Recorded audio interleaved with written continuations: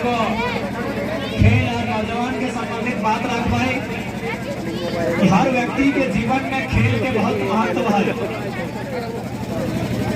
हर इंसान के अपन जीवन में कोई ना कोई एगो इंडोर एगो आउटडोर गेम रखना चाहिए।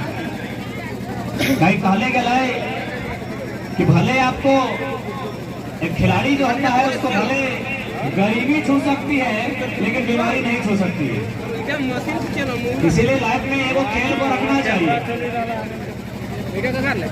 आज चाहे देश की बात करें, राज्य की बात करें, हर नौजवान अपनी फिटनेस को लेकर बहुत चिंतित रहता है। वो काफी समय जिम में, काफी समय एक्सरसाइज में देने का काम करता है। लेकिन मेरा मानना है कि जो लोग स्पोर्ट्स पर्सन हैं, जो प्रतिदिन कोई ना कोई खेल, एक आउटडोर गेम खेलते हैं, उन्हें एक्स्ट्रा एक्सरसाइज और जिम जाने की भी जरूरत नहीं होती है। तो इसलिए हर व्यक्ति के जीवन में खेल कूद का महत्व होता है। आप और भले आज जमाना बदला है, लेकिन एक जमाना ऐसा हुआ करता था कि हमारे गांव देहात में एक नारा लगता था, एक स्लोगन लोग कहते थे, पता नहीं आपका रामगढ़ में ऐसा लोग कहते हैं कि नहीं कहते हैं। हमारे धनबाद बोकारो में लोग कहते हैं, आज से 30-40 साल पहले वहाँ एक बात कहा जाता था कि गाँव की दो चीजें टाका कमाई सकल है। 30-40 साल पहले हमारे धनबाद और बोकारो में ये बात कही जाती थी कि गाँव की दो चीजें टाका कमाई सकल है, एगो टणिया दौड़ के नहीं तो मटिया कोड़ के। इसका मतलब है टणिया दौड़ के और मटिया कोड़ के। इसका मतलब है मटिया कोड़ के मतलब है आज अब 30-40 साल पीछे चले जाइए। धनबाद, बोकारो, रामगढ़ जो कोलियरी क्षेत्र है, आप 30-40 साल पीछे चले जाइए। जो लोग गांव के लोग एक गैता लेके, एक सफल लेके और एक झोड़ा लेके मिट्टी काटने के लिए निकले थे, वे लोग टाटा और पीसीसीएल में सरकारी नौकरी लेकर आए। इसीलिए कहा गया था मटिया कोड़ के। और टड़िया दौड़ के का मतलब है, टड़िया दौड़ के का मतलब है, आज भी हमारे गांव की बात करें, देहात की बात करें और विशेषकर झारखंडी लोगों की बात करें तो उनके गांव में जो पहला नौकरी आया था वो कहीं ना कहीं डिफेंस लाइन में है। चाहे पुलिस विभाग हो, हवलदार हो, चपरासी हो, क्योंकि इस बात को मानना होगा कि हम लोग बहुत कम पढ़े लिखे लोग थे। इसीलिए जो मैक्सिमम नौकरी हमारे पास आती थी वो दौड़ने के कारण आती थी। इसीलिए कहा गया था मटिया कोड़ के न तो टड़िया दौड़ के। तो आज भी इसीलिए हम कहते हैं कि आप दौड़ने का जो कला है, आपके अंदर की जो दौड़ की प्रतिभा है, उसे हमेशा कायम रखेंगे। और साथ ही साथ खेल जो होता है कि इंसान को राष्ट्र के प्रति, चाहे अपने खुद के प्रति बड़ा जरूरी बनाता है। खेल का मैदान केवल आपको धन अर्जन करना या कुछ समय के लिए मनोरंजन करना जी नहीं, बल्कि खेल का मैदान आपको बहुत कुछ सिखा के जाता है। खेल का मैदान आपको जुनूनी बनाता है। खेल का मैदान आपको राष्ट्रवाद की ओर से जोड़ने का कार्य करता है। आपने हिटलर का नाम सुना होगा, मेजर ध्यानचंद। क्योंकि खेल का मैदान है तो मैं खेल के मैदान से एक बहुत बड़ा उदाहरण देना चाहूंगा। 1936 में बर्लिन का मैदान था। उस समय वर्ल्ड कप नहीं होता था, उस समय ओलंपिक्स होता था। अभी वर्ल्ड कप भी चलने लगा है।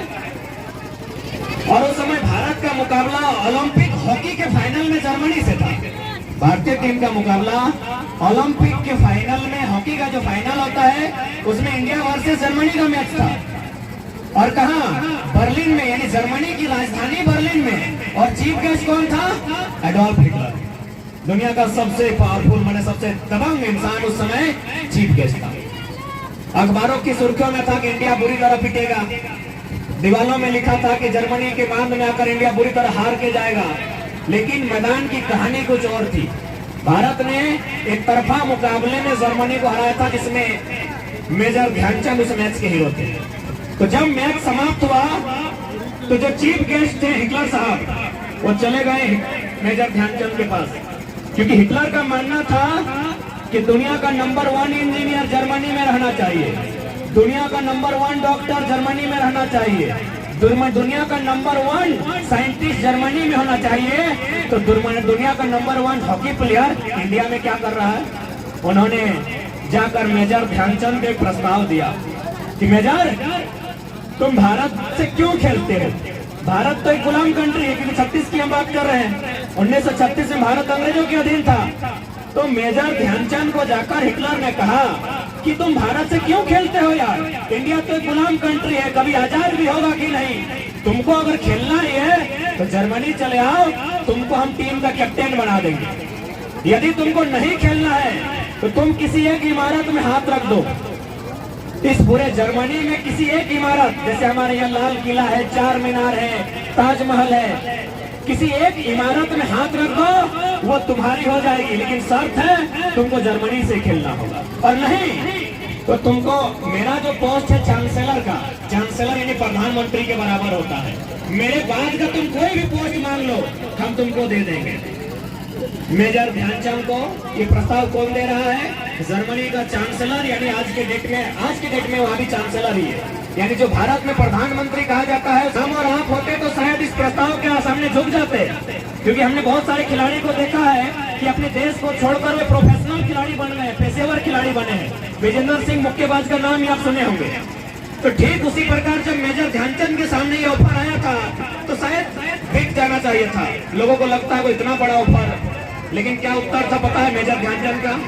उन्होंने कहा सुनिए ना श्रीमान, मुझे भारत देश से खेलते हुए एक 12वें खिलाड़ी के रूप में जो आनंद आएगा, आपकी जर्मनी का कैप्टन बनकर नहीं आएगा। मुझे भारत देश में एक कुली बनकर काम करने में जो आनंद आएगा, आपके देश का कलेक्टर बनकर नहीं आएगा।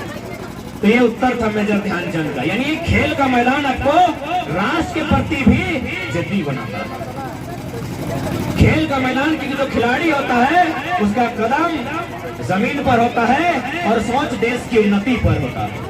हालांकि आधुनिक जो खेल चलता है, विशेषकर अगर क्रिकेट की बात करें तो खेल अलग विषय है, लेकिन मुख्य रूप से वो व्यापार की ओर तो चला जाता है। लेकिन आज भी जो खेल के मैदान से जुड़े लोग होते हैं, कहीं ना कहीं उनमें भाईचारा होता है, कहीं ना कहीं उनमें एक सामंजस्य होता है।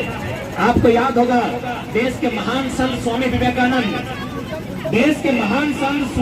कहते थे कि भारत के युवाओं को फुटबॉल खेलना चाहिए। क्योंकि खेल की बात की है तो आप फुटबॉल से सारा खेल को इंक्लूड कर लें, क्योंकि उस समय उतना सारा खेल नहीं था। भारत के महान संत विवेकानंद युवाओं से कहते थे कि युवाओं तुम्हें फुटबॉल खेलना चाहिए।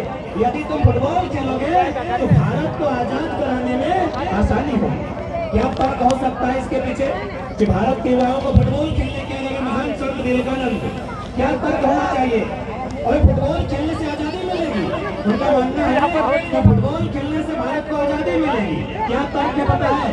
न भारत देश आज भी कंडीशन है, और हम तो 100 साल पहले की बात कर रहे हैं, जाति धर्म मजहब के नाम से बटा हुआ देश। यहाँ लोग एक साथ बैठकर भोजन नहीं करते हैं, तो देश के लिए लड़ना तो दूर की बात है। लेकिन जो खेल का मैदान होता है, आप कभी भी नोटिस कीजिएगा, वो किस जाति का है, किस मजहब का है, कोई मतलब नहीं है। लेकिन यदि हाफ टाइम वो खिलाड़ी बाहर आता है तो अपनी बदबूदार जर्सी को अगला खिलाड़ी को सौंप के आता है। कभी भी आप नोटिस कीजिएगा। और विवेकानंद जो खेल की बात कही थी, वह नेशनल प्लेयर को नहीं था, गांव के गलियों में, चौराहे में, खेतों में, पगडंडियों में, खेल के मैदानों में खेलने वाले नौजवानों से कहा था फुटबॉल खेलो, देश को आजादी मिलेगी। यानी कनेक्टिविटी होगी, आपसी सामंजस्य होगा। और आज भी मैं अगर अपना व्यक्तिगत उदाहरण दूं, यदि आज और ये हम नहीं, पिछला जो विधानसभा का सत्र था, जो अंतिम दिन था विधानसभा के भीतर, देखिएगा मुख्यमंत्री कहते हुए नजर आए हैं कि फुटबॉल खेलने वाला नेता बनता है। एक्चुअली डायरेक्ट हमें को कहें, आप रिपीट कीजिएगा उनका साल भर जो बजट सत्र चल रहा था, बजट सत्र के अंतिम दिन जो मुख्यमंत्री ने बात को रखा था कि फुटबॉल खेलने वाला, फुटबॉल के मैदान में भाषण देने वाला आज राज्य में नेतागिरी कर रहा है। भाई क्या खराबी है? कोयला चोर लोग बन सकता है।